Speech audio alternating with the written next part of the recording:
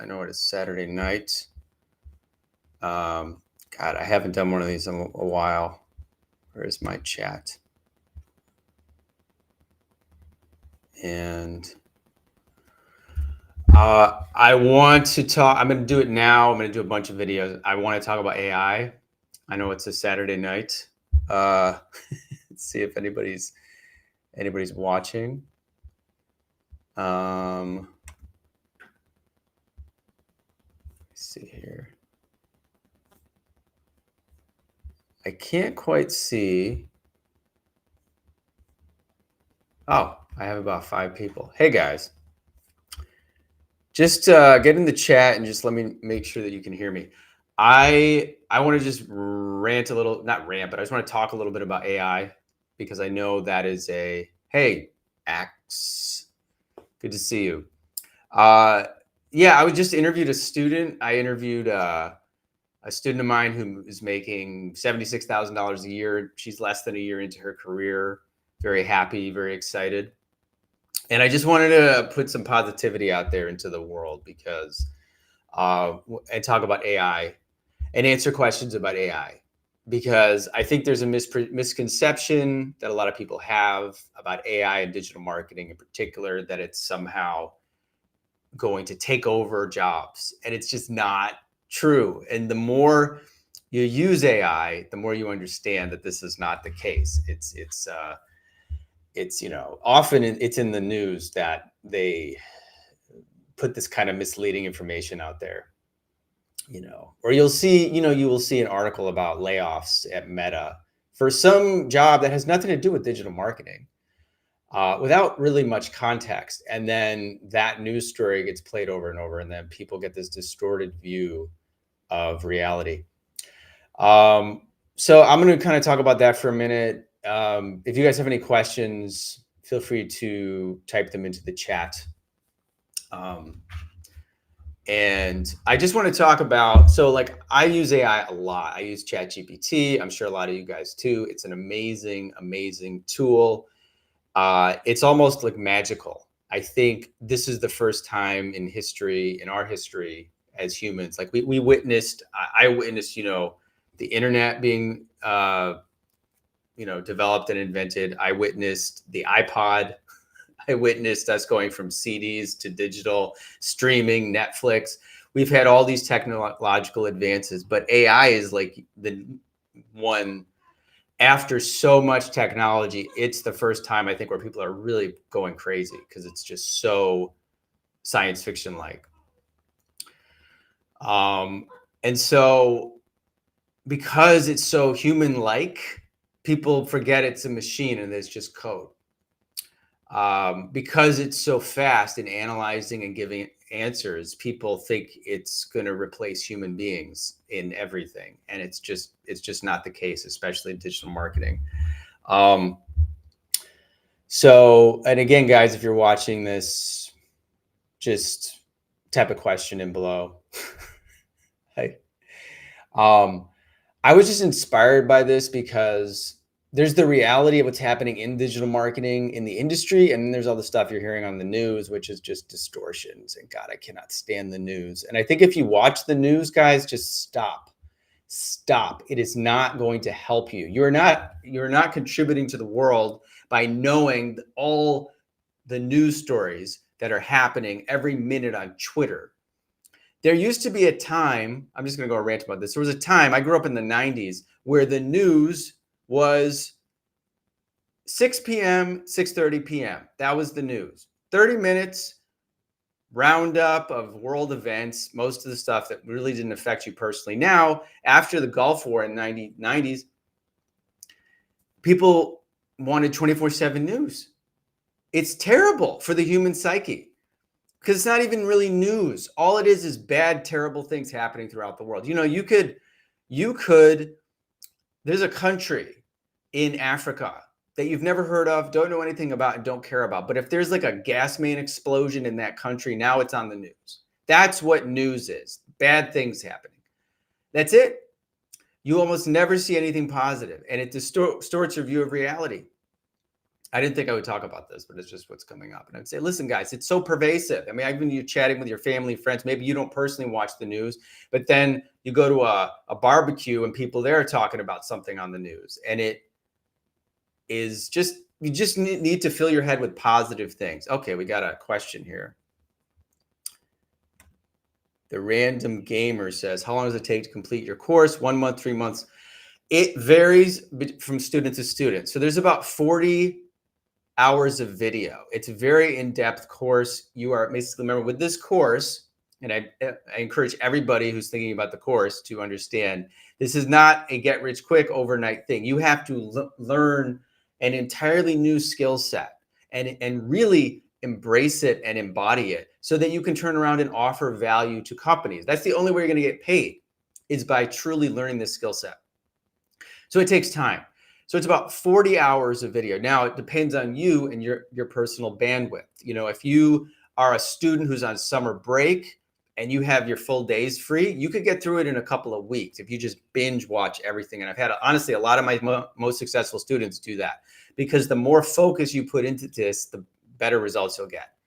But that's not possible for everyone. I got a lot of people who have a full-time job, or maybe you have a family, you have kids, you have a lot of other commitments. So then you work on it an hour a day, 2 hours a day, something like that. Then it's going to take you 1 month, 2 months, maybe 3 months.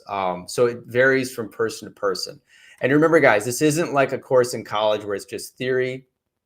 It is application. So you take the course, you learn the skills, and then you apply the skills. You generate experience. You get your hands on client accounts, you build a website, and you got to do that generating experience. The more experience you generate, the more confident you get.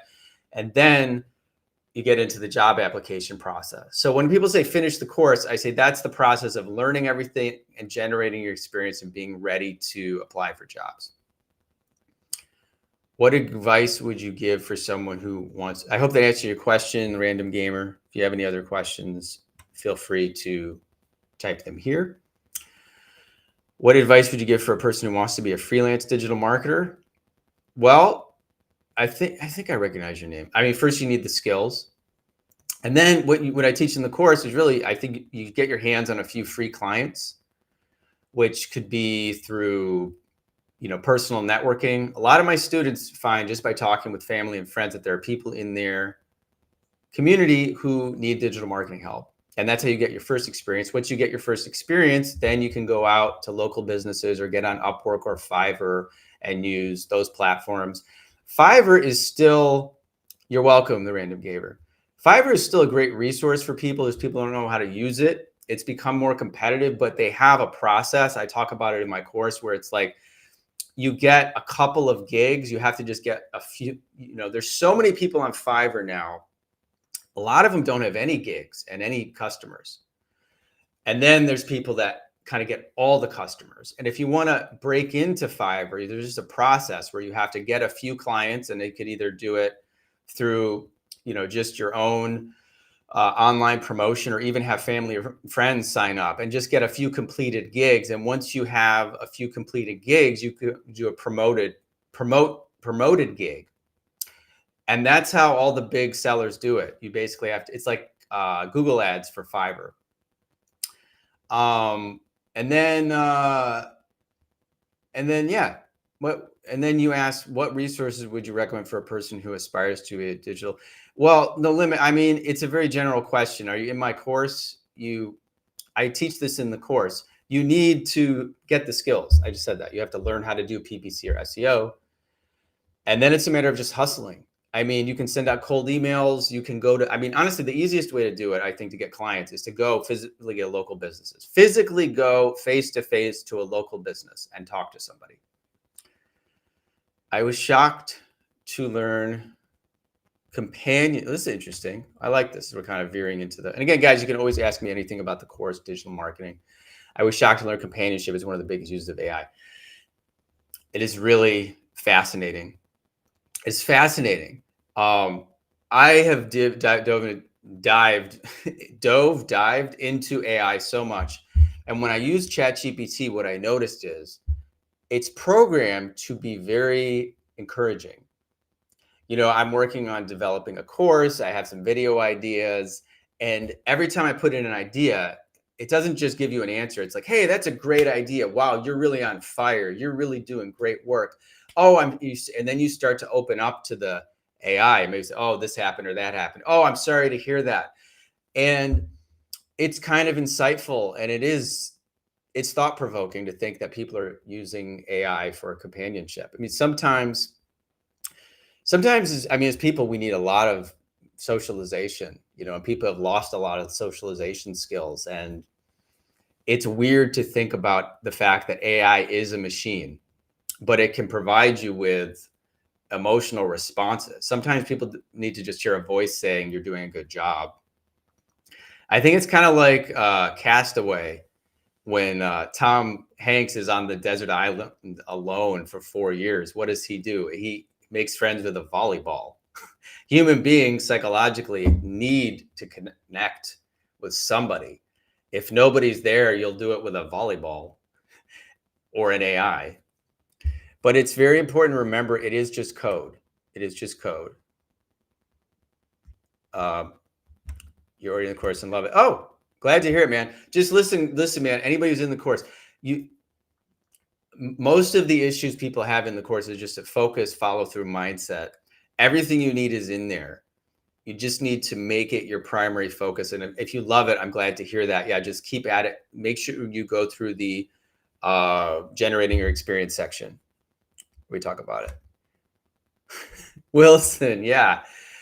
Wilson. I just rewatched Castaway. It's such a great, amazing, slow movie with almost no dialogue. But when he loses the volleyball, you feel emotion. You feel his emotion. And people are projecting onto the AI. That's why I even had somebody said, oh, is AI sentient? Is AI like a conscious being? And it's just not. Like, to me, the people debating this are foolish, because it's just like if somebody watches a movie. I worked in movies, right? So I have a different perspective. I know this. I know these are not real people, these characters. These are actors. There's a film set. It's not a real house, But people really do collapse reality, and they'll say, oh, they think that, like, Walter White is a real person from Breaking Bad. And people think AI has feelings. AI is code. It's just code, and you can project humanity onto it, but it's just code. Let's see here. Here is a question. Let's say someone purchased the course, purchased the hours less than what you updated. Will it also update on my end? I actually don't understand your question. Can you please rephrase that?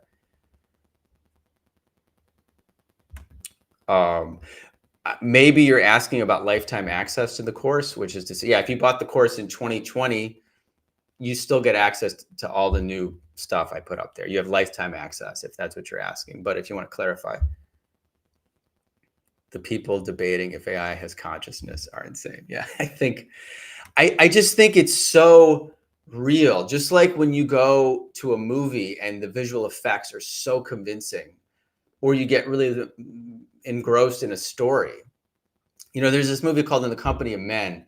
That's a great dark movie about this real jerk of a guy and this nice guy, and they both kind of compete for the affection of a woman.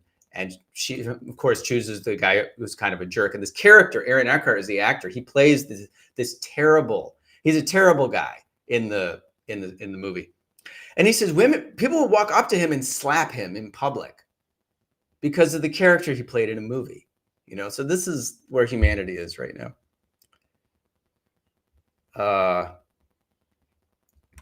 Let me see. Apart from what you said about finding local people to have experience, you think with a person you have experience and that you have completed a digital marketing course at Google. Is this a question, Eduardo? But the completing a digital marketing course from Google is not going to really get you any credibility. The certification, employers do care if you get Google Ads certified, which is, Google AI certification is kind of silly because it's really just answering a bunch of questions the way they want you to answer them, which is mostly now pushing AI and automation. But the Google courses are very different than like my course. They're not very in depth. They are very surface level. So it can't hurt, but it's definitely not going to get you. I guess if you're talking with a local business and you mentioned that you have a Google certificate or you've taken a Google course, that could be helpful when you're talking to a local business. But it's not really going to help with an employer.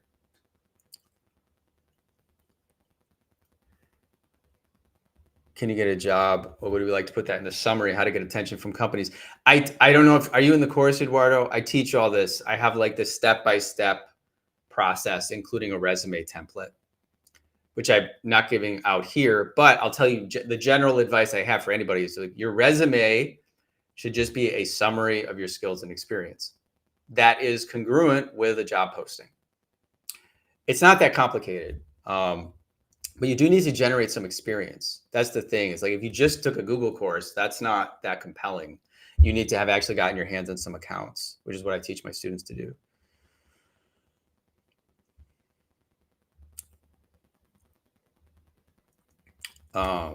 It's interesting. We're talking, again, guys, digital marketing questions, AI questions are welcome here.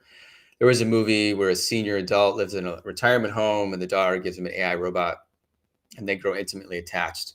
That makes sense. What is the name of that movie? Probably I can use AI to ask what that movie is. Yeah.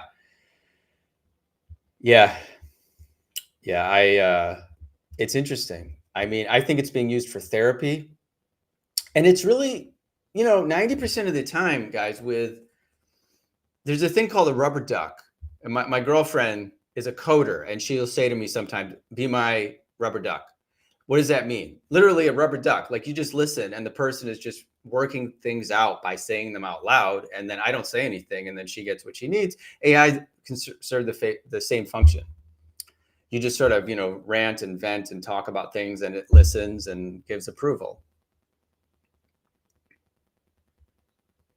How are you prompting AI to get accurate answers? Well, about what? I mean, it's kind of a general question.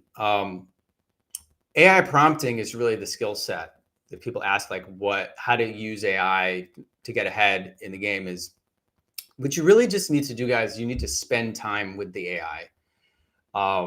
It's designed to have like zero friction. Anybody can get on there. You can ask the AI, how do I get more accurate answers from you? And it will tell you, but it just needs that guidance. What I do is I'm very specific about what I want. You have to be a leader. You have to look at the AI like you are training it. You are the boss. Don't expect the AI to give you every answer. And sometimes what you really need to do is it's a process of trial and error. So, I'll ask it a question. I think I'll ask it a question about some psychological thing or sociological thing. And it will give me an answer, and I'll think like, this answer doesn't seem right. What are your sources? What's your thinking behind this? And then it'll tell me. And you have a conversation with the AI and ask it those questions. But you should also ask it where it's getting its information, because remember, the AI is trained on all the data from the internet. So sometimes the information is not the best information. But if you tell it what to do, it will do it. But you have to tell it what to do, and you have to criticize it and give it feedback on its answers to you. Let's see. Been practicing. I need to hide that. Where did I put that? This is the skill. I mean, you just have to spend 50 hours with the AI. You will get better and better at it. Been practicing on Udemy with their practice test courses. Let's see. Been practicing on Udemy with their practice test courses. Very useful and really going back and forth with your course, showing me progress and weak points really need to work on. Great, man. That's how it works. When you take my course, you have to understand, guys, I'm cramming what other programs spend a year. And some people do it in a month. You're getting a lot of information. So that process of learning something, applying it, making a mistake, learning from external resources, it's all part of the process. So I'm scared to open up AI, even if it's simple, but I'll do it on Reddit or Google. Yeah, I think it's a little bit intimidating at first. I avoided it. I think that there is a natural resistance that people have to technology, and then it becomes addictive. And this is the process. I think what's happening with AI, like every technology. Remember crypto when it became hot stuff a few years ago? People went from being skeptical to thinking crypto is going to take over the world. There's not going to be any banks. There's not going to be any central banking. The government's going to fall. Everybody's going to use crypto. So what I think people do is they start out with skepticism, and then there's this kind of euphoria, which is the state we're in with AI. People are freaking out about it. It is amazing. But they're projecting like, yeah, it's going to take over all the jobs. We don't need people. They're doing what people did with crypto. And then there's going to be a reality somewhere in the middle. Because I'm telling you, after using AI so much, what I have to tell you is, guys, it is not perfect. It's going to keep getting better. It needs a person who knows the thing to guide it. It's like if you just go to the AI, how to do a brain surgery, it could probably give you a detailed guide on how to do brain surgery. That doesn't mean you should actually do brain surgery. You need a doctor who's been trained in the intricacies of the human body and has actual hands-on experience to do that. When it comes to digital marketing, which isn't brain surgery, you can ask AI, like, come up with a hide that. You could say, come up with a marketing campaign for me, and it'll do it. It'll come up with something that sounds good, but it doesn't know if it's good or not. The person reading it might not have any idea. It might be giving you terrible ideas. You need someone who's actually managed ad campaigns, understands how Google works in reality versus whatever the information on the internet is. Because remember, AI is just pulling this data from everything it's been trained on. So this is why you need a human being guiding it. I wrote a book with AI last week. I did write a book. It was amazing. But I spent hours. I must have done. Blah, blah, blah. Sometimes when I get excited, I kind of strip over my words. I had to feed 500 prompts to this AI because it was drifting. The writing style is recognizably not human. You have to prompt it again and again to, I'd say, like, do this or do that, and it would forget my first two commands when I gave it a third command, and I could see that it was struggling and it needed me to guide it like you would drive a car.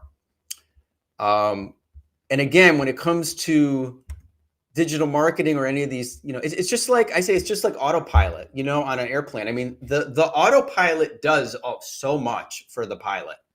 It's calculating things. It's adjusting all these different variables in the plane. You still are not firing all the pilots. There still needs to be a human watching things and guiding things. Okay, I got a bunch of questions that let me see here.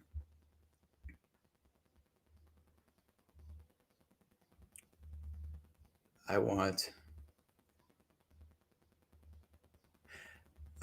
don't understand. No limit 3. Can you clarify your question about the SEO section? I can't quite understand it, or a comment. Oh, here's a good question. Good day. Are you from Australia? Would you say learning Meta Google Ads is the best way to be a digital nomad? I think it is. I've been teaching this a long time, and I think it's the reason why learning paid advertising, I think, is the best way to be a digital nomad or to get a remote job, is because, and SEO is also very, very good. That's the second thing. But PPC and Google Ads, I think it still makes you stand out because people are still intimidated by paid advertising. SEO seems a little, it's this idea of free traffic. So when the word free is involved, you're going to get more people. It's broader. With paid, most people are scared to even spend $5 or $10. If you do in my course, a lot of my students, they just spend $50 or $100 in ads. that hands-on experience is so valuable, and they stand out from the competition because just nobody else does that. It's much more rare. Plus, paid advertising is immediate results. SEO, again, nothing against SEO. I get a lot of students who love SEO, but paid advertising gives you the most quickest results. I mean, you can get a result in a day and know you can have your ad in front of hundreds of people and know if it's working, if your product is working, if your funnel is working, and that's why it's so effective. That's why Google's still making more. They made Q1 this year, they said they made more money than they've ever made in any quarter in history or something like that. It just keeps going up, even with everything happening in the world. AI.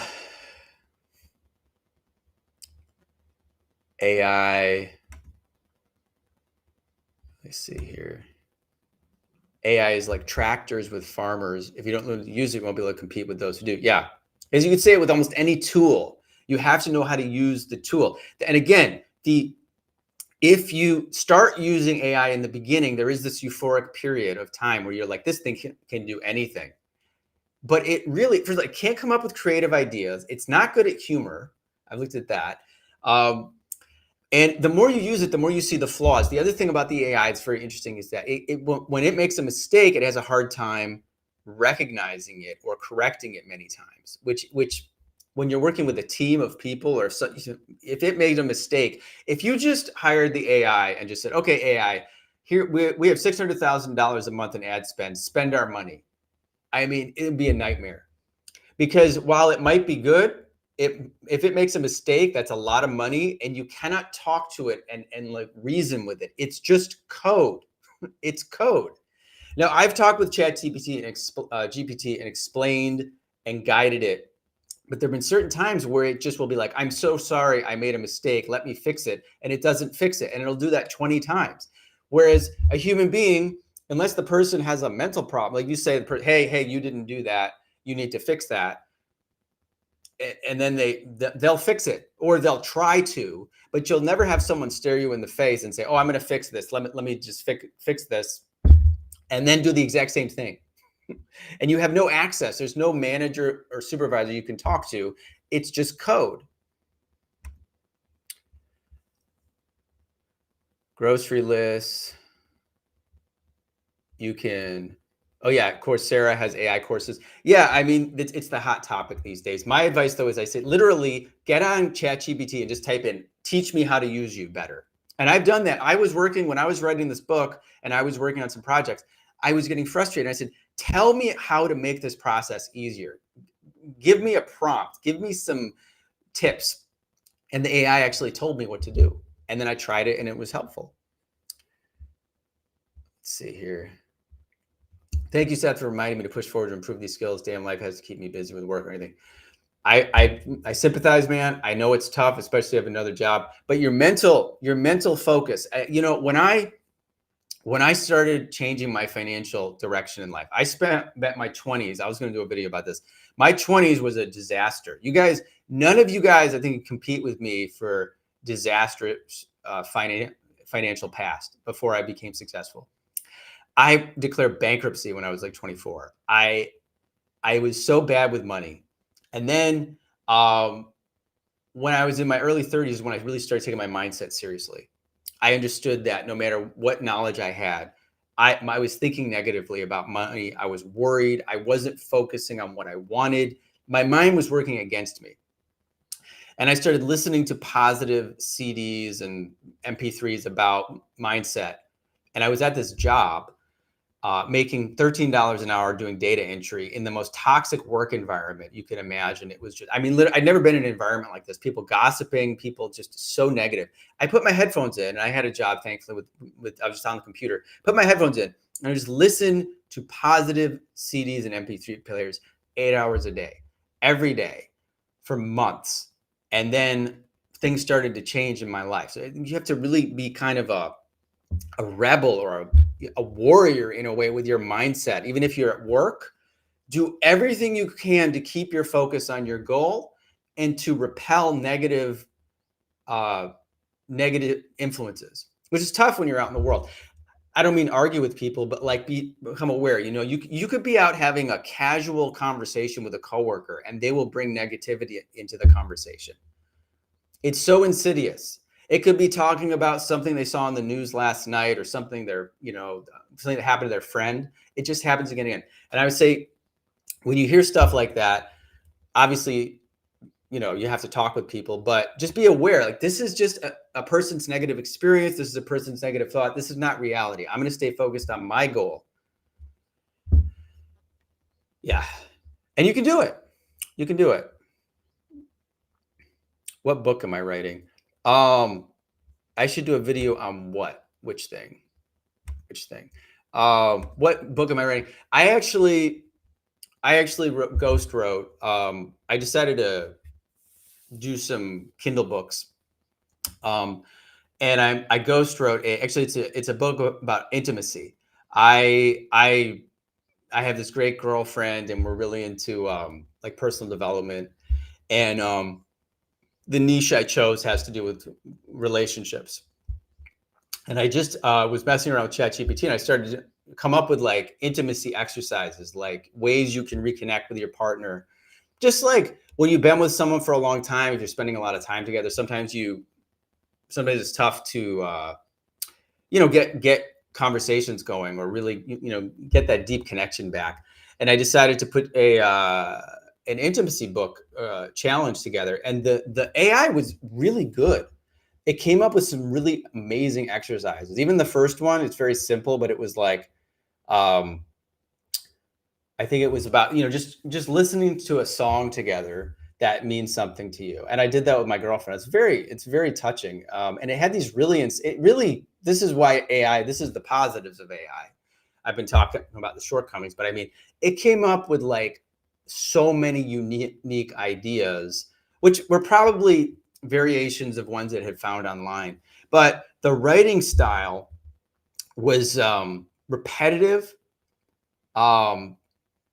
For one exercise, it was okay, but it was repeating the same. It used the words repetitively. I remember one thing is it would use the word silence. It used a lot of kind of new agey speak I didn't like let it land. When they'd say like, talk to your partner, listen to what they have to say and let it land. And it said that again and again. I don't like that language. I think it's a little too foofy. It overused the word like silence. It overused a lot of words. And it didn't understand that the writing style was not human like. So I had to actually go in and prompt it to stay more human. I fed it examples of writing that I liked. I had to really push it. Then what's really kind of funny is that as this book got into the later chapters, we were getting into more intimate stuff, like more sensual things, like kissing and even prompting sexual stuff. And what was funny is the AI got kind of shy. So it was saying like, oh yeah, it's like I want to, and it was also pushing this idea of consent, which I think had kind of a political bias to it. And I said, listen, these are adult human beings that are in a relationship. Consent is presumed. They're a married couple. They're doing this workbook together. They want to be mindful. Mindfulness is okay. They want to obviously be present with each other, but this isn't like a situation where you are, asking somebody out on a date or it's your first meeting with them. And it was just very timid. And I had to push it to actually get a little bit more, I wouldn't say R-rated, but just like, yeah, these are adult people in a relationship. Let's make this a little more intimate. So anyway, that was a whole interesting process where I learned about the shortcomings, and then I would ask it to kind of remember stuff, and it has a save memory function, but it wouldn't completely remember everything. It would do a different version or something, and I'd have to refeed it information. It required a lot of work is what I'm kind of getting at. So I hope that answers your question. And the reality is I'm using a ghost pen name, so I'm probably not going to, I don't know if I'm really going to promote it on my channel because it's again, I'm not in this channel. I'm not a relationship person. It's not what I'm teaching, although I may do another channel on that. Bye, AJ. Oh man, I appreciate it. Thanks for the super chat.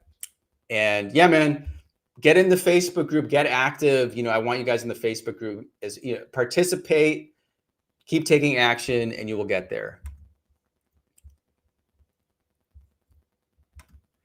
Let me see. It says, I'm really curious. Your course changes lives and helps people get jobs, but you don't seem focused on wealth. Why do you do lives? Do you mean this live I'm doing? Um, what's my real purpose? I mean, I mean, I don't fully understand this question, but I'm I'm a businessman. I obviously built a business helping people. I mean, to me, that was the best thing ever. Because when I grew up, and I think most people have this idea that kind of money is this esoteric thing, or you have to kind of, I don't know, maybe you have to be an engineer and you don't want to be an engineer. I found a career path I really loved, which was digital marketing. It empowered me to make a lot of more money than I'd made before. But I never wanted a day job for the rest of my life. I like teaching. I like doing YouTube. And so I made this course, and I obviously want to get paid, but I've made more. My students have made a lot more money collectively than I've made. I'll tell you that much. I mean, if I actually added up all the salaries and bonuses that my students made since I started this course in 2016, we're talking so many millions of dollars. So it's a nice a balance when you're doing something that you're passionate about, and obviously it's a business.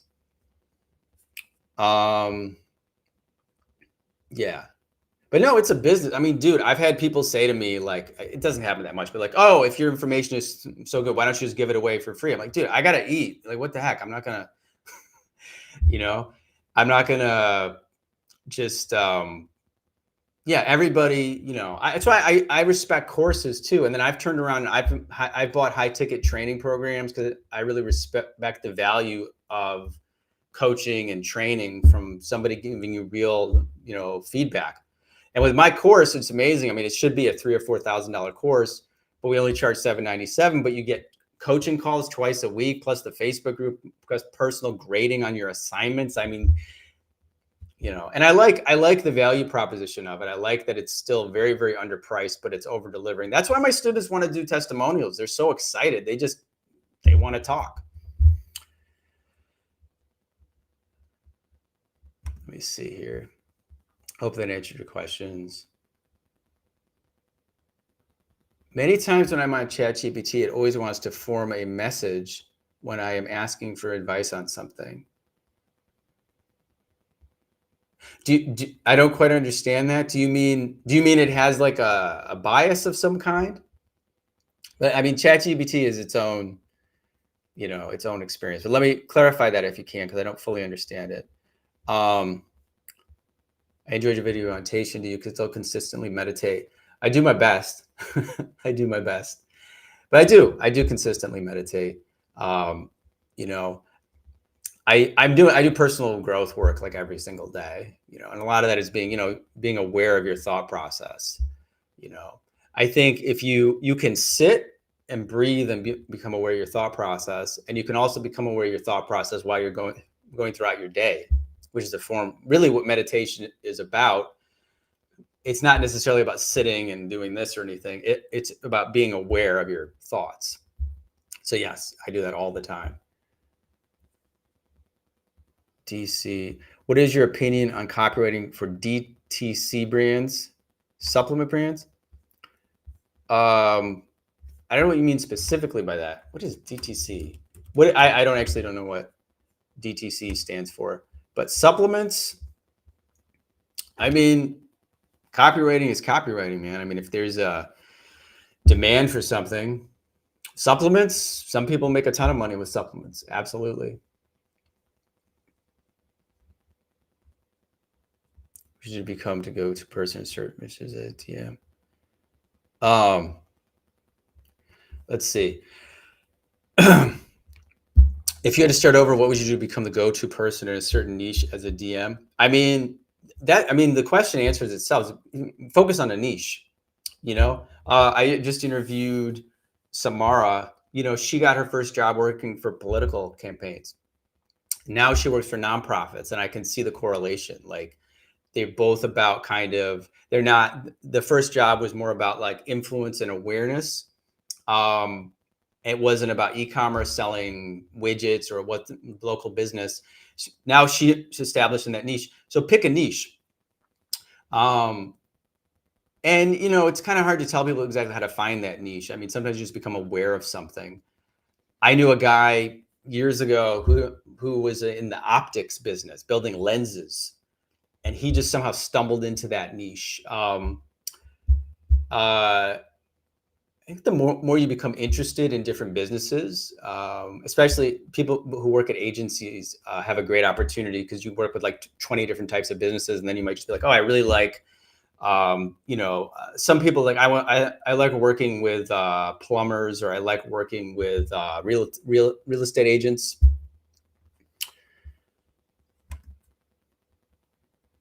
Let's see here.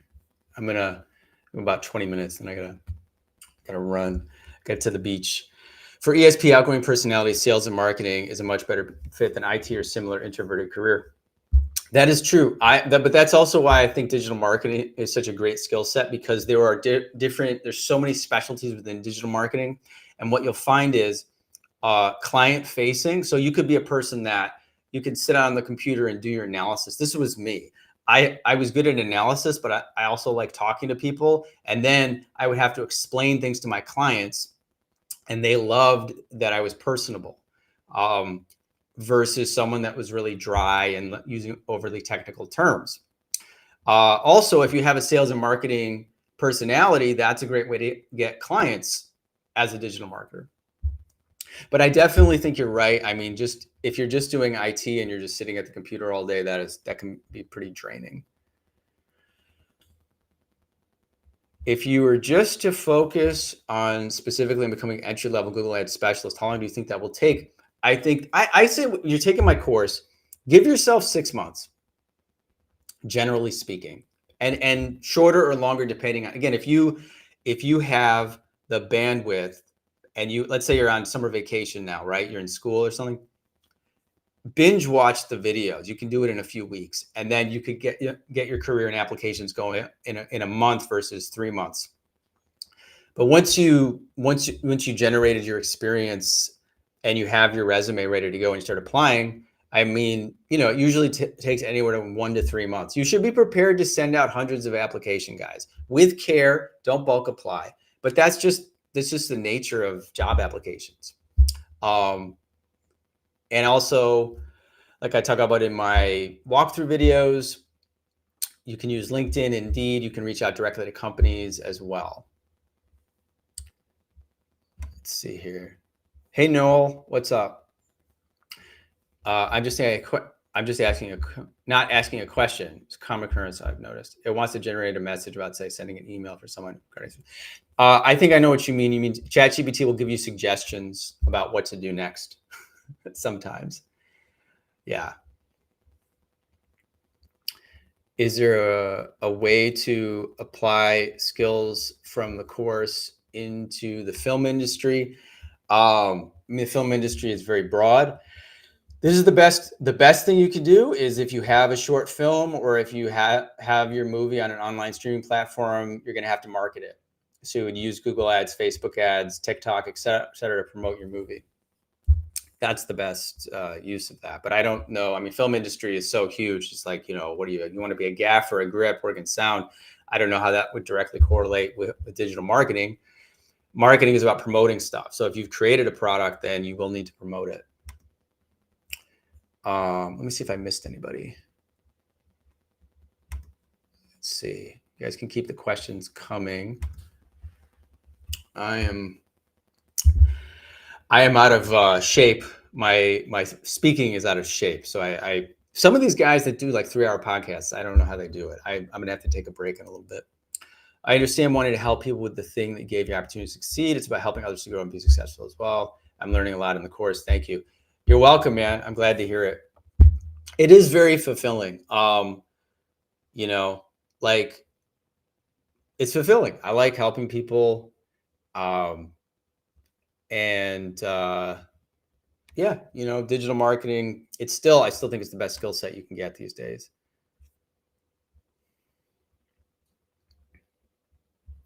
See, the course is focused on lead gen of Google ads, right? No e-commerce, PMAX shopping. That's correct. The course the goal is to help you get an entry-level job. And in order to get an entry-level job, you need to learn the basics. And lead gen is the easiest, simplest way for most people to get experience. I have people, you build your own website, right? What's the easiest way to get some real conversion tracking experience? It's through lead generation. For e-commerce, you'd have to actually start an e-commerce business, which is expensive and complicated. But actually, it's funny you asked that, because I know Nick is going to be adding some Google Shopping videos, and we're going to get into that. But again, there's already 40 hours of training, and that's why I'm trying to give you guys the Goldilocks, like not too much, not too little amount of information. The biggest challenge people have with the course is actually getting through everything. So my goal is to not overwhelm you with more stuff, because again, you don't need to know everything to get an entry-level job. You need to know what I teach in the course, generate some experience, and have a great attitude, and go out there and find an agency that needs people.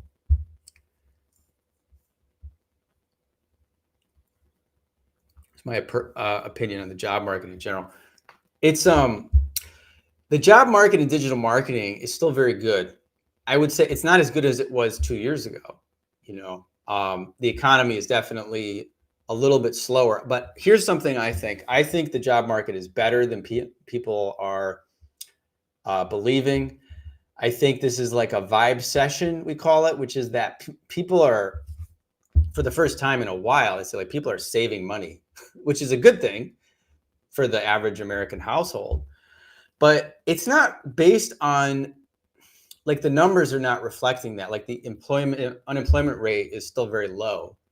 And, if you look at the jobs reports, like, I think one number was low, but then another number this month was high. And as I try to tell people, there's no point in looking at the job market as a whole, because you're not an economist. Is your job to go on CNBC and give opinions? No. Why look at tens of millions of jobs? You just need one. You just need one job. And my point with people is that there's enough jobs for everybody in the course and everybody watching this video. There's tens of thousands of open jobs. So it's like, okay, maybe a year or two ago, there were 150,000 open jobs, and now there's 80,000 open jobs. So what? You only need one job. You don't need 10,000 jobs, I think it's better than people are perceiving it to be. I think also it's possible, some agencies are slowing down. Others are hiring. I just interviewed Samara. She got hired in April, Carmen got hired in, I don't know, I think it was last month. I mean, don't focus on the job market, whatever you're reading in the news, and don't watch the news. Just focus on what job openings you're seeing when you do the course. Do the course, follow the instructions, generate experience, get your resume ready, and then get on LinkedIn and Indeed and see what you find. And you're going to find a ton of open jobs. That's what you should be focusing on. Don't focus on the Bureau of Labor Statistics and whatever's coming in from the news. It's just theoretical when it comes to you. I mean, it's real data, but what's the point? Don't focus on that. That's what I'm saying.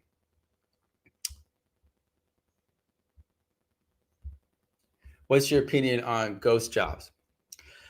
I think I do a video about this. The idea of ghost jobs it's very big misperception. Somebody, if I apply to a job and I don't hear back, someone could draw a conclusion that, oh, that was a ghost job. You don't know that. They could have just hired somebody else. With digital marketing, what often happens is these agencies are constantly hiring. And so sometimes they will have an evergreen job posting because they're just looking for talent. So apply. And like I just interviewed Samara, and she applied for her job in January. She didn't hear anything for 3 months from that company. And she could have said, oh, it was a ghost job. No, it was just the agency that role got filled, then another role opened up. Don't focus on that. So I'm saying, don't worry about that. Even if you're in the job application process, you cannot focus on the jobs you don't hear back from. You have to have this sales mindset of it's going to take 100 applications, 100 good applications, and expect you're not going to hear back. And anybody who's successful in life has to have this mindset. I was just rewatching The Last Dance with Michael Jordan, and I thought, he's like the greatest basketball player in history. In a good game, he'll have a 53% field goal average. That means half the time he's missing. In baseball, 300 is an amazing batting average. That means 3 out of 10 times you get a hit. 7 out of 10 times you strike out or get an out. That's how real success works. It's not, so if there's a ghost job, who cares? Move on.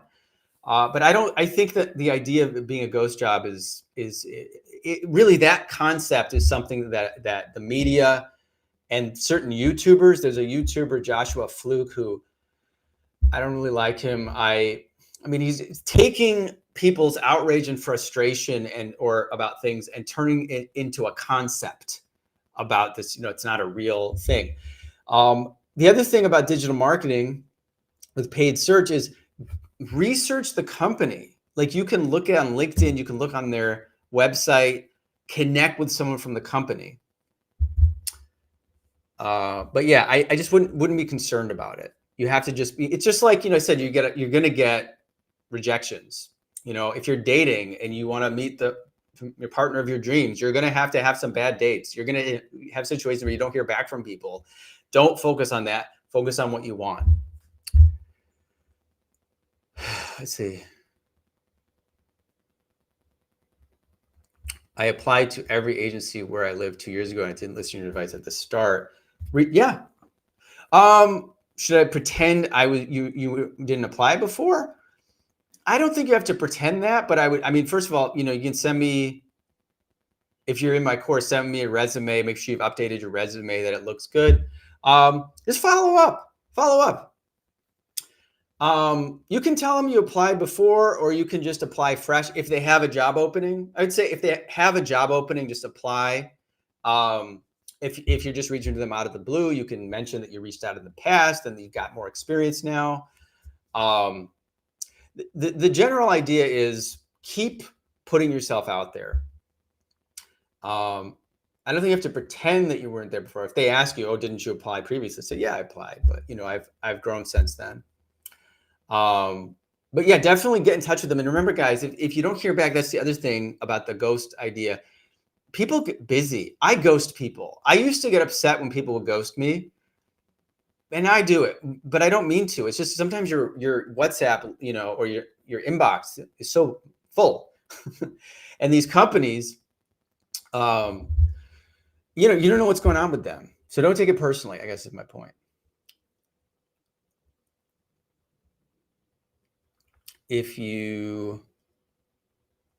Is there more time, freedom, and flexibility with DM? Yes. Yeah. Digital marketing still has one of the best work-life balances of any industry. It's known for that because it's competitive, because there's not a big talent pool, because the colleges, God bless them, still teach garbage, nonsense, outdated marketing concepts. There's still a lack of skilled workers. If you go, like in my course, I have a list of all these agencies that are always hiring. They will always put their culture. They'll talk about what a great culture it is, what a great place it is to work. Paid time off is huge in digital marketing, more than other industries. I've even met people who work at agencies where it said people don't take enough PTO because the American work culture is kind of like don't vacation. But there's competition for talent. So that means there's more flexibility and there's a better quality of life. And then, of course, you can also freelance, get your own clients on the side, which is the ultimate freedom and flexibility. Let's see. I left several bad impressions at some agencies. Well, you can post about this in the Facebook group. What do you mean you left a bad impression? First of all, is that true? Is that true, or is that just your opinion about what happened? Do you mean that you had a bad interview, or you didn't weren't prepared? Most of the time, most of us are too critical of ourselves. I mean, unless you like got into a fight. Did you get into a fight with the people? Did you really like upset somebody? You don't know if you had made a bad impression or not. Most of us, I mean, like, come out of a job interview, most people are just criticizing ourselves. You don't know. You might have made a good impression. But either way, keep applying, reach back out to them. Again, if it's been a couple of years and they don't remember, you don't have to mention that you already applied. Just keep reaching out. Let's see. Do you think meta ads are becoming more prevalent? I want to keep talking, but I need to get over to the beach. Do you think meta ads are becoming more prevalent? Companies post Google ads and meta ads for paid search. Do you mean in the job market? I mean, Google ads is growing, meta ads is growing. Yeah, I mean, are they becoming more prevalent? Sure. People still advertise. I mean, it's Facebook and Instagram. Instagram is honestly more prevalent than Facebook, but yeah. For most of us non-North American, non-European, DM is a great opportunity. Absolutely. Uber Eats. This is interesting. Uber Eats just paid for me to get a bachelor's from Arizona State in digital audiences, which is specific to SEO, Google, Facebook. How did Uber Eats paid for you to do that? That's great. Well, I'm happy to hear that your bachelor's actually covered some of these things. Now, I'd be curious to know exactly what they taught. Did they have you get your hands on actual campaigns? Did they teach actual account management? Did they teach how Google actually works? And again, the problem with getting a bachelor, again, so this is not to, if Uber Eats paid for you to get it and you got a full scholarship, that's amazing, man. Mostly the issue with a bachelor's degree is that, again, it doesn't have much weight and you have to take all those other classes, the liberal arts classes, and people go into debt. So if you didn't go into debt, good for you. That's great.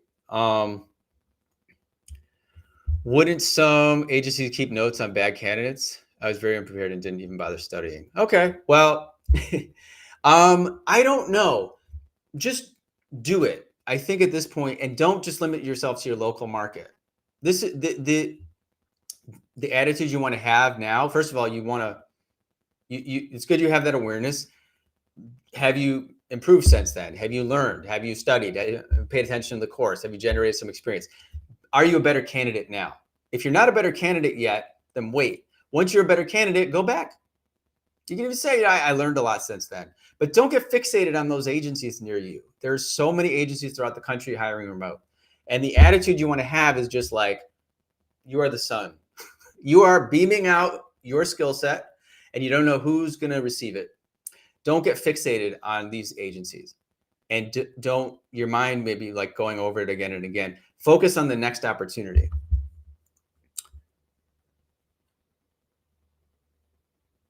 I wouldn't have gotten it if I had to pay for it if I hadn't already received a bachelor's and transferred on the agenda. Yeah, good for you, man.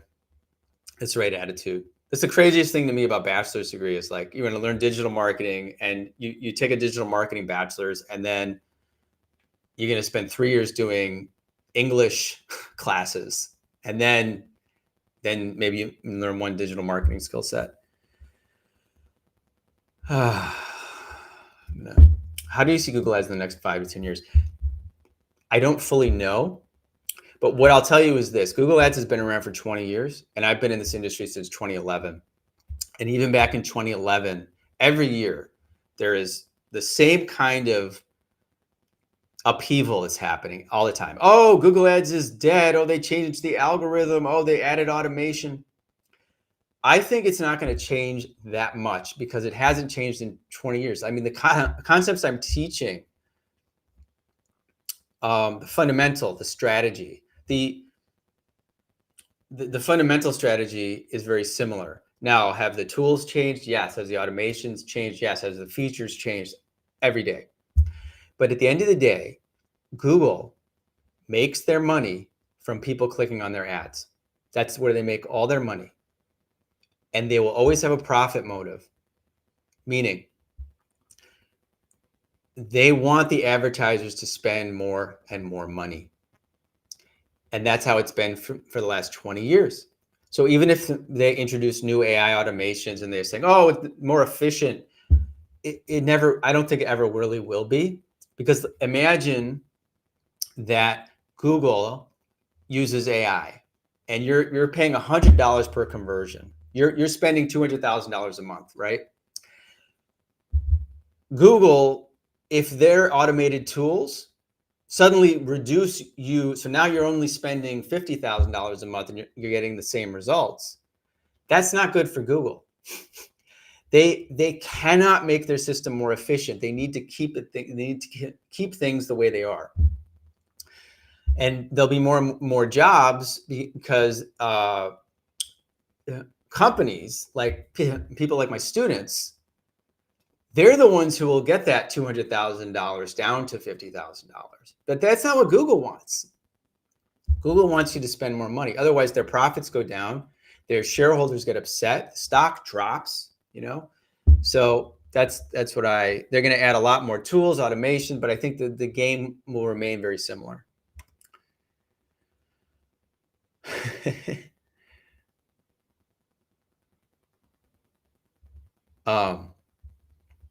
What career takes the least amount of time to get employed in? Tech sales or digital marketing? I'm in Chicago. Honestly, I don't know much about tech sales. That's Course Careers specialty. I know that you do need to be, that's an outgoing, you have to talk to people. But my advice, generally, when you say you need to get employed ASAP, is that, I mean, I understand that might be the reality of the situation, but it's not a great mindset to have unless you can really use that to focus your energy. But some people in that situation end up becoming desperate. And you lose sight of the fact that if you're going to get paid money, you have to provide value. So if you're too focused on like, I need money, I can't pay my rent, I would usually tell people, get a regular job, drive Uber or something, just to pay the basics so that you're not panicked.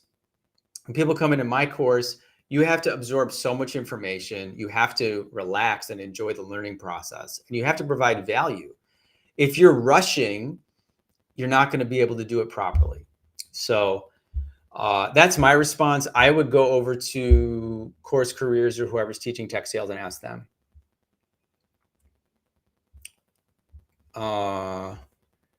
Taiwo, Seth, I emailed you about the job I got months ago. Check your email about the second job. Cool. Yeah, Taiwo, I forgot. I forgot about that. I will check my email after this. So we'll open it up, which I'll check both my emails. Hey guys, I've been talking for an hour. This is like a aerobic workout talking this much.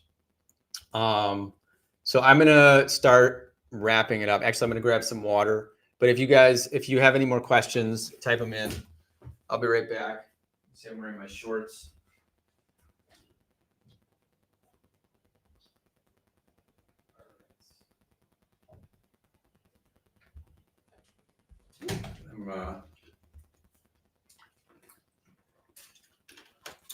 I'm staying at my friend's bungalow here before I head off. I'm heading to Europe in a couple tomorrow. I'm gonna start my journey to Europe, and then I'm going to be in the U.S. I'll actually be in New York City and Nashville and Los Angeles. So I'm doing my annual trip to the U.S. I'll bring my girlfriend has never been to New York City, so we're gonna do some touristy things. Should we move to Thailand? Philippines? Where do you live now? I love Thailand. I visited the Philippines. Beautiful, beautiful ocean. Everyone has their own taste. I know people that love the Philippines. I know people that love Vietnam, and I happen to love Thailand. If you're working remotely, It's a big move for people, but I'm an expat. What can I say? I've been out of the country since 2020, and I like the culture here. It's much more laid back. I like the heat and the weather, and it's cheaper here, but we still get really good food. So yeah. Oh, hey, Zach. Thanks for the super chat. Do you offer coaching for someone 3.5 years into made media looking to pivot and move overseas from the US? So my course is just straight up for newcomers. However, two things. Number one, I've had people who are deeper into their career actually take my course, and just from the resume, sometimes they actually learn new things from the Google Ads section. And sometimes from the resume LinkedIn section, they actually are able to advance. But one of my coaches, Nick, he has an advanced coaching program, which is actually probably what you are looking for. Nick has been in digital marketing now for 8 years. He manages millions. I just interviewed him. I think he manages about $2 million a month in ad spend. He's worked with really big brands. He's moved up in agencies. So he has an advanced coaching program specifically for what you're talking about. Basically leveling up your career, increasing your salary, all that stuff. So I think you messaged me on LinkedIn. I will write you back. But I think his program might be a good fit for you. And as far as moving overseas, that you can do that now with your skill set. Anybody can move overseas, I think, if you have a remote job. If somebody, I would say ask for forgiveness, not permission when it comes to that. I mean, as long as you have good internet and you're getting your job done and you're able to show up at US hours, there's no reason you can't move overseas. I hope that's helpful. And yeah, all right, I'm gonna slow down. There's 30 people on. I'm just gonna relax for a minute. If you have any more questions, this is nice. I'm excited to come back to the US. I haven't been back in a year, and I haven't been in New York in 10 years. So I know I have some students there. We just meet up at a pizza shop or something if you guys want to meet. And then, I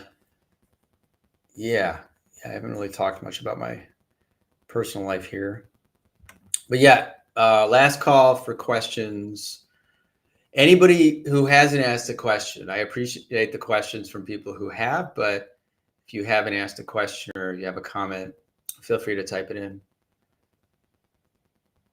Paid search freelancer. I will answer this. It's a good path, man. Everything's difficult. Nothing's easy, but it's easier than becoming an engineer or a doctor or something. You got to put in the work, man. You got to learn the skills.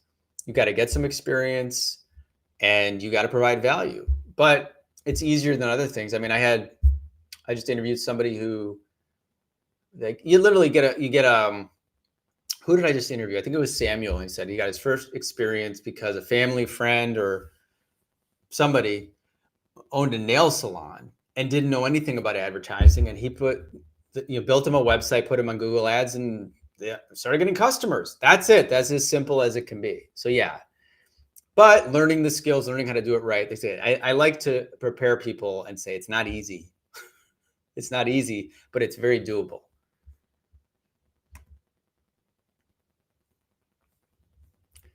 Is digital marketing the most remote friendly work industry you think? It seems like a rarity.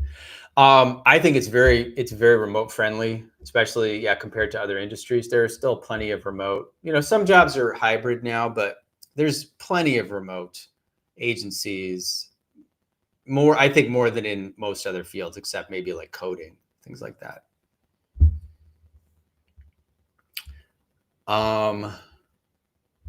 When is the next time I'm going to be live? I don't know. I did this on kind of a whim. It's Sunday morning here. It's my last day in Koh, where I live in Koh Samui. And I just did an interview with Samara that was really awesome because she's doing great, and I just felt like talking. So um, I may try to do some more scheduled lives. Also, now I'll be in Europe, so that'll change my availability in terms of time zones. But thank you for asking. But I can't tell you right now. Yeah, this is nice. Like hanging out with you guys. My girlfriend is back in Europe, so I've been alone. Like we're living together for months. And it's weird if you have a relationship, suddenly not have that person around. So I'm very excited to go see her. And sometimes I like doing these lives because I get to connect with you guys, although I prefer, like in-person connection. South America. Where do you live, Matthias? I have a friend who's in Peru right now, and South America I've been interested in like Peru and Argentina, but I'm more of a Southeast Asia kind of guy. And so I go Southeast Asia, Europe, North America, back to Asia. But thank you for the invite. All right, guys. If you have any questions about anything else, I've been thinking of doing more mindset kind of videos on the channel, because mindset I was talking about that earlier in the live stream. Just your mindset, especially today with say the news and the kind of general vibe of things. It's just so important to stay focused on your goals. If you stay focused and intentional, you will get the results. You just can't focus on kind of the mainstream conversation. And Matthias, you're from Argentina. That's awesome, man. I always thought Buenos Aires would be a cool place to visit. Are you losing money? Me personally, I'm not Google. Are you losing money to AI? Kind of repeating what we talked about earlier, but that's a good question. AI takes over most Google ads and digital marketing now. No, it doesn't. This is a misconception. I don't know if you work in the field or not, but AI is not, that's what I've been kind of trying to let people know. AI is not taking over. AI is a tool. Google is always trying to automate things. They're pushing their AI on people. But as I've mentioned, this is the thing nobody likes to talk about. Google's profit motive. Google cannot really give advertisers a tool that will really lower their ad spend. It would be detrimental to their business. So they're always going to be pushing automation. But what always ends up happening, especially for new advertisers, is that Google says, hey, just trust us to run all your ads. And then they blow all this money. And then that's when they have to turn to a human like my students to actually manage their ads, because automation without data is terrible. But seriously, if you sign up as an advertiser on Google, within a week or so, you'll get an email or that a specialist is going to call you up and give you a strategy for Google. And they outsource this to some other country. It's just a person at a call center, and they'll basically say, oh yes, what you need to do to make your campaign perform is turn on all the automations and increase your budget. Advertiser does this, spends a ton of money, gets very little results. That's happened. That's why these jobs exist. That's what's so funny. All the students of mine used to get hired. If Google was actually able to automate everything and just say, hey, we'll take care of everything, don't worry about it, there would be no jobs in paid search. None. Because Google would say, oh, no, Google's running my campaigns, we're making a ton of money. No, you need a human being to analyze and optimize things and work against Google, really, and their automations. And again, AI, I posted this on Instagram. There was a ad that Google generated that said like unreliable lawn service, worst lawn service ever. That was the AI creating ads for a client, because the AI scraped the web and found a negative review and didn't have the intelligence to understand that's not good ad copy. And what I'm saying again and again is that, guys, this is real money. Advertisers don't trust a computer. The computer makes one mistake. That could be $100. It could be $1,000. It could be $10,000. So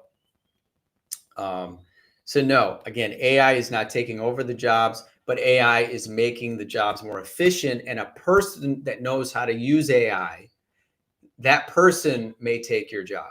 Absolutely. Thank you, KW, for the question. No more questions. Mateus, I appreciate that. I will try to do these more regularly. Absolutely, I appreciate that. With AI, it seems like everyone's trying to build out a SaaS. That's a good point. With AI, it seems like everyone's trying to build out software as a service, but it's true. You still need marketing and sales to sell things, unless I have some friends that are really into AI, and I've seen it's amazing. There's like these what is it? There's like databases of AI software that's like public domain. You can basically take the code and package it and put it online. But yeah, you still got to market it.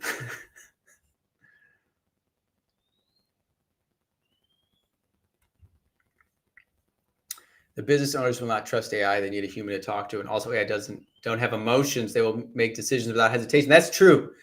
That is very interesting about AI. It's true. They might just say, yeah, let's make this change. And they won't have maybe the analytical or emotional intelligence to understand if it's going to work. ChatGPT has this amazing graphic generation tool, but if you use it enough, you see the limitations. You see where it needs human guidance. Again, this is not to poo-poo AI. It's changing things, but it's just help people to calm down a little bit and understand. It's really I say high stakes jobs, law, medicine, digital marketing, jobs where if you make a mistake, it can really affect people. Think about this. You're a cashier, right? And that's such a low skill job, right? So, I mean, even to the point where they have customers scanning their own stuff, that can be completely automated. If you make a mistake or if the machine breaks down, they have a staff come and fix it. It's very low stakes, the scanning a $3, food stuff, some grocery. Low stakes, oh, you made a mistake. Sorry, we'll refund you. No big deal. It's very different than digital marketing where we're dealing with these big budgets. It's very different than law. Anthropic, who does Claude AI, there's been all these articles about how they use their own AI to do some legal things, and the AI screwed everything up and got them in a lot of trouble. The AI also blackmailed. There was this one story. I was going to do the thing about how the AI was trained on a fake company and then it was told all these personal information about this fake company and the CEOs, and they basically learned through emails that this fake CEO was having an affair, an engineer was having an affair. They were just testing how the AI would behave. Then the AI was informed that it was going to be replaced with another AI, and the AI blackmailed the engineer to try to stay, not get replaced. That's Skynet type stuff, guys. That's like, from Terminator. It's like saying like, dude, we still don't know what the AI is going to do. So it's obviously going to keep improving, but I think people are going to discover more and more that they need humans to, understand strategy and make, and understand the emotional side of things. Okay, guys, I'm still talking here. It's crazy. All right. Last call. I'll wait a couple minutes if anybody else has any questions. And then I am going to relax. I'm going to watch the French Open finals. I'm a tennis fan. I was really excited to see Coco Gauff beat Sabalenka. I don't know if you guys are tennis fans. I thought it was great. And Alcaraz versus Sinner is really tough, but I like Carlos, so I hope he wins. That's my excitement for the day. So I'm not watching any. Well, I would say I haven't watched American sports for a while, but it's hard because I'm, it's the middle of the night when it's daytime for me. Okay. Now I'm talking about non-digital marketing related stuff. Okay. I guess there's no more questions. So thanks for hanging out with me, guys. I will definitely do more of these.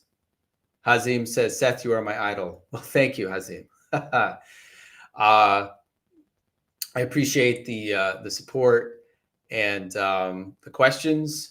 Remember, guys, if you haven't checked out my webinar, go to digitalcareerblueprint.com. If you have questions, just understand whatever you're seeing in the news, it's all very distorted. There are still jobs in digital marketing. None of the jobs say AI required. AI is a supplemental skill set. It's the fundamentals of digital marketing that companies need. I got one more question. Said, how can I transit myself from the Indian to German market as a digital marketer? I don't know. I mean, you can freelance. That's it. You have to understand labor laws prevent people from other countries being hired in a different country. If you're from India, what I would do is directly connect with companies or use Fiverr or Upwork.